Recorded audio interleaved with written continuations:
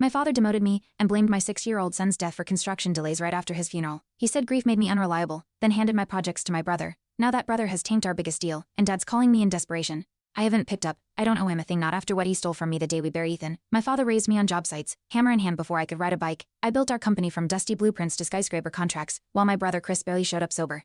Ethan, my son, loved tagging along, clutching his T-Rex toy, dreaming big. When he died suddenly, I cracked, but Dad didn't pause. He called a board meeting 2 days later. That moment, I knew loyalty meant nothing to him if profit was involved. After Ethan's funeral, Dad said, "We need to move forward, like my son was a delay, not a life lost." Then he named Chris Fupp. I watched him pour whiskey into his coffee during our first executive meeting. I objected. Dad smirked, told me to manage my emotions. Jack Russo, our longtime competitor, called later. "You built that company, Cole, come talk." That was the first time I felt seen after Ethan. I didn't return his call yet. I tried staying, thinking I could fix things from the inside. But when our safety inspection failed, Dad blamed my grief again. Chris had ignored my flagged reports intentionally. I went to her with proof. They shrugged. "It's family. My last hope was Uncle Ray, our foso. But he warned me off. Don't push it." Alone in Ethan's old room, I found his T-Rex on the floor. I gripped it hard. That night, I texted Jack, "Let's meet." Jack listened, never interrupting. "I lost my boy too. Let's build something that honors them." His offer: partnership in a new firm. I hesitated. Loyalty to Dad felt like a chain. But the next day, I overheard Chris bragging. "He's too broken to leave." Got him by the balls. My hands shook. I drove straight to Jack's office, signed the papers. That night, I emptied my desk. Dad didn't stop me. Maybe he thought I'd crawl back. We launched Russo Reynolds construction with just 5 people and borrowed tools.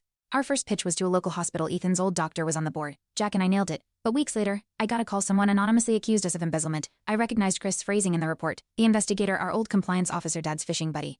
I submitted our clean books. "Nice try," he sneered. I recorded everything, and Jack said, "We'll flip this, trust me." Then Uncle Ray sent me a foul project emails proving Chris fouled funds into a shell company. Dad had known for weeks. My hands went numb. I forwarded it to the city contractor board and our investors. Jack scheduled a press briefing. That night, Dad showed up at my house uninvited. "Don't ruin us," he said. I stepped outside, camera rolling. "You did that already." He flinched when I held up Ethan's T-Rex. "Legacy starts with truth." Chris was indicted for fraud.